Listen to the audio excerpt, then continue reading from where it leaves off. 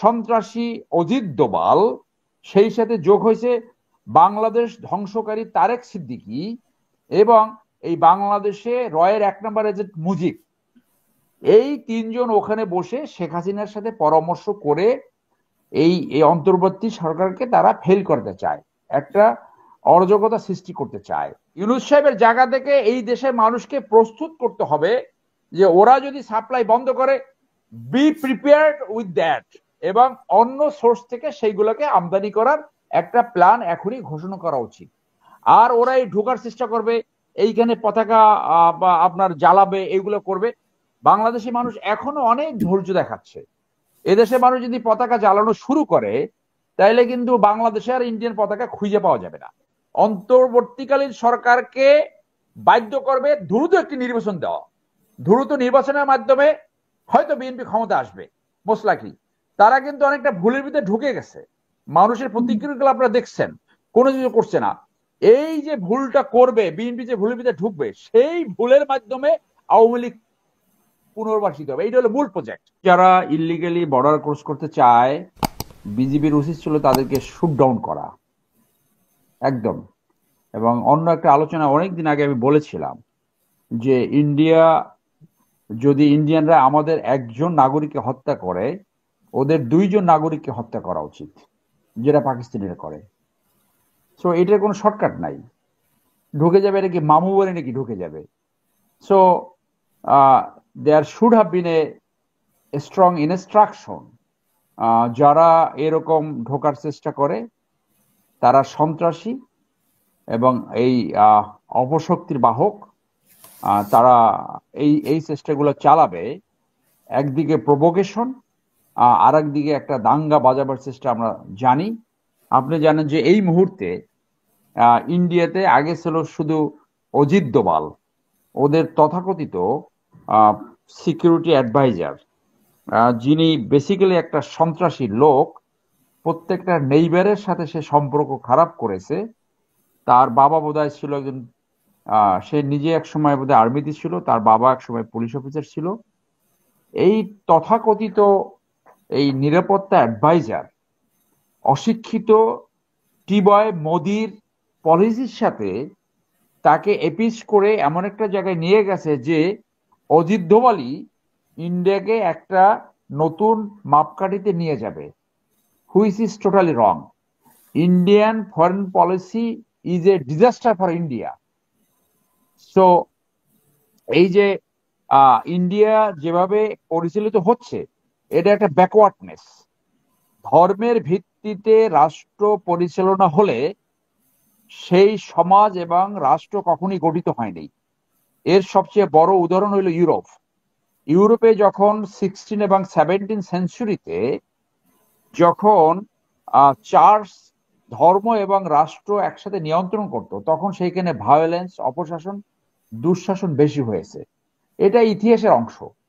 সেই ক্ষেত্রে যেটা ইউরোপ এখন থেকে 200-300 বছর আগে পরিত্যাগ করেছে, অশিক্ষিত মোদি সেইটা ভারতে ফেরত এনে ভারতের প্রোগ্রেসকে, ভারতের উন্নয়নকে ব্যাহত করেছে, শুধুমাত্র ধর্মীয় কার্ড প্লে করে ক্ষমতায় থাকার জন্য। সেই জন্য আমি মনে করি যে আজকে ওইখানে এই এই এই সন্ত্রাসী অজিত দোভাল, সেই সাথে যোগ হয়েছে বাংলাদেশ ধ্বংসকারী তারেক সিদ্দিকী এবং এই বাংলাদেশে রয়ের 1 নম্বর এজেন্ট মুজিব। এই তিনজন ওখানে বসে শেখ হাসিনার সাথে পরামর্শ করে এই অন্তর্বর্তী সরকারকে তারা ফেল করতে চায়, একটা অরাজকতা সৃষ্টি করতে চায়, একটা ইন্ধন দিয়ে বাংলাদেশ অচল করতে চায়, যাতে বিপ্লবের যে উদ্দেশ্য সেই উদ্দেশ্য কোনোভাবে সাধিত না হয়। এবং এই সাথে দুর্ভাগ্যজনক হলো সত্য যে আমার মনে হচ্ছে এই অন্তর্বর্তীকালীন সরকারের একটা বড় অংশ রয়ের নিয়ন্ত্রণে চলে গেছে, যে বিরোধী দলের আজকে জনগণের পক্ষে বিপ্লবের আকাঙ্ক্ষাকে পূরণ করার জন্য যাদের দাঁড়াবার কথা ছিল, তারা রয়ের ভাষায় কথা বলছে, তারা পতিত আওয়ামী লীগের ভাষায় কথা বলছে।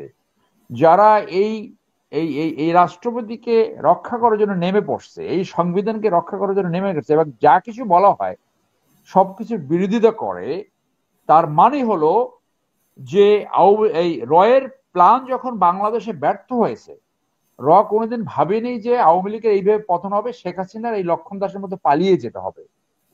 তখন তারা তাদের সেকেন্ড গেম প্ল্যানের অংশ হিসাবে বৃহত্তর রাজনৈতিক দল বিএনপির একটা বড় অংশকে নিয়ন্ত্রণে নিয়ে এনেছে এবং তারা এখন এই রয়ের যে ইন্টারেস্ট, সেই ইন্টারেস্ট সার্ভ করার জন্য ব্যতিব্যস্ত। যার জন্য আমার আশঙ্কা হচ্ছে যে যে বিপ্লবের কারণে 1500 নাগরিক জীবন দিয়েছে, হাজার হাজার আহত হয়েছে এবং চক্ষু নষ্ট হয়েছে, তাদের এই ত্যাগ সফল হবে কিনা আমার আশঙ্কা সৃষ্টি হয়েছে। সেই জন্য আমি বলি যে এইটার প্রজেক্ট হিসাবে যে এই অন্তর্বর্তীকালীন সরকারকে তাদের অনেকগুলো ভুল তারা করে ফেলছে, সেটা আলোচনা করলে আরো বেশি সময় লাগবে। তো সেইখানে আজকে এই অচলাবস্থা সৃষ্টি করার জন্য ইন্ডিয়া যে এটা করবে, তাদের পাপেট গভর্নমেন্টের পতন হয়ে গেছে। এইটা শুধু আওয়ামী লীগের পতন না, এইটা ইন্ডিয়ান ফরেন পলিসির পতন বাংলাদেশে, এবং তাদের গায়ে আগুন লেগেছে।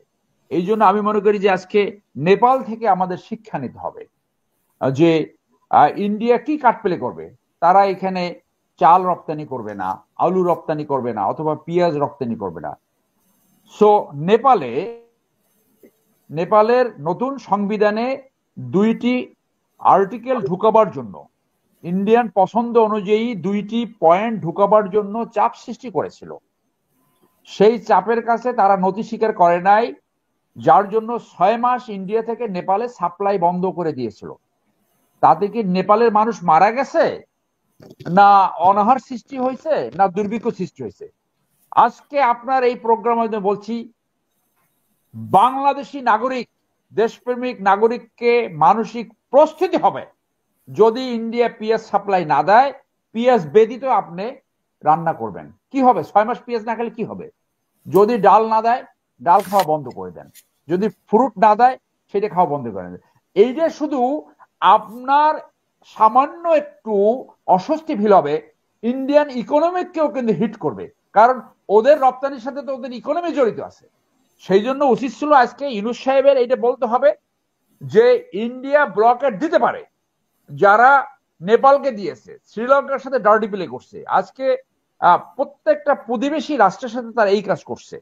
যার জন্য আমাদেরকে ইউনূস সাহেবের জায়গা থেকে এই দেশের মানুষকে প্রস্তুত করতে হবে যে ওরা যদি সাপ্লাই বন্ধ করে, বি প্রিপেয়ার্ড উইথ দ্যাট, এবং অন্য সোর্স থেকে সেইগুলোকে আমদানি করার একটা প্ল্যান এখনই ঘোষণা করা উচিত।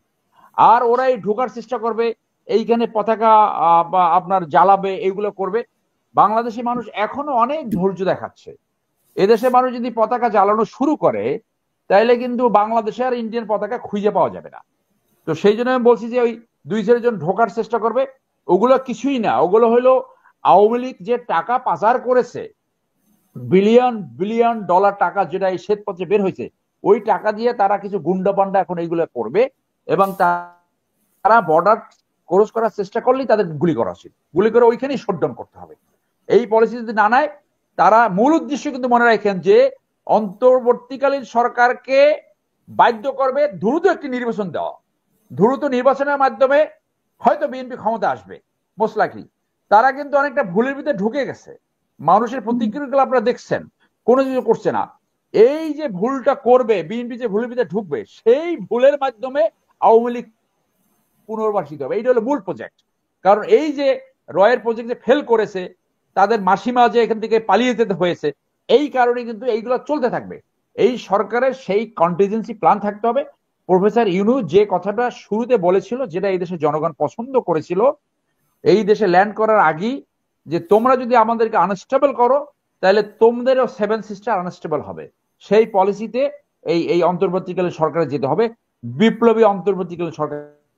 এবং তারা যে ভুলগুলো করেছে, সেই ভুলগুলো সংশোধন করে এইখানে যে অথর্ব অ্যাডভাইজার যারা আছে, তাদেরকে এখনই বের করে দিয়া সাহসী, দেশপ্রেমিক এবং সৎ ইন্টেলিজেন্স যারা ডেলিভার করতে পারে সেই ধরনের লোককে নিয়ে অন্তর্বর্তীকালীন সরকার গঠন করা উচিত বলে আমি মনে করি। ধন্যবাদ।